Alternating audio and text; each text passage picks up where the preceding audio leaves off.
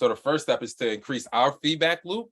So when I think about my coaching program, the reason people can make 10K in 30 days or 90 days now, this is my hallucination. Why you were able to do the big numbers, 10X everything last month was because of our feedback loop. The first 7 days, we talked for 2 to 3 hours every single day. And then you were texting me in the morning and at night.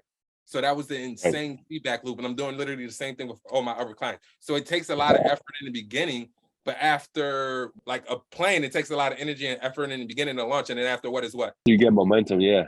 It's all cruise control. It's a flywheel. It keeps going. The machine runs itself. So that's literally what I was thinking when I said the 50K program, like to get you to 300K and then to $1 million by January. We just need this first 30, 60, or maybe 90 days max. Figure out the opportunity cost, implement this Lean Sigma, and increase the feedback loop. 1, between me and you. 2, between you and Jose. 3, between the real estate business and all of those things. And now you have a phenomenal business that can run itself, and you can remove yourself from all of the processes, and it's game over. So we're going to start with me and you. So here's the feedback loop. These are things that we're going to pay attention to. So 1, we're going to constantly collect data, right? So there's so many data points that like we could be collecting that we haven't been collecting. And an easy example of that is the email thing. Collecting data on the sales call. You got to collect the data and we have to analyze it. And they actually put that together, but that's 2 different things. Analyzing is one thing, planning is actually the next thing. And then from planning, then we implement. This is all stuff that you know, right? If you hit it on the ball, you know it, but you're not doing it. And why aren't we doing it? I didn't think it was that important. And I'm under fire. Like I'm always like stopping fires. Exactly. So one of the affirmations that I got from Tony Robbins, Bob Proctor is one of the best examples about this. He said, slow down, speed up. And he's just like, yo, we want to nail it so we can scale it. That's the Russell Brunson line. And it's just like, when it comes to slow down, speed up, it's just like, yo, Bob doesn't rush anything.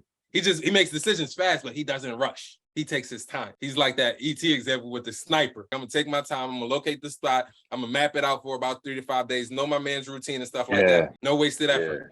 So that's what we want to be able to do. And what's so deep about this one? Step 5 was notify. And what it says here is show your clients that their time and opinion is important. So as it relates to me and you, is us going back and forth, valuing each other's time, valuing each other's ideas. And then from there, we ask. Step 1 is actually ask questions. Thinking is the process of asking and answering questions. Most of us assume that we know what thinking means when we really don't.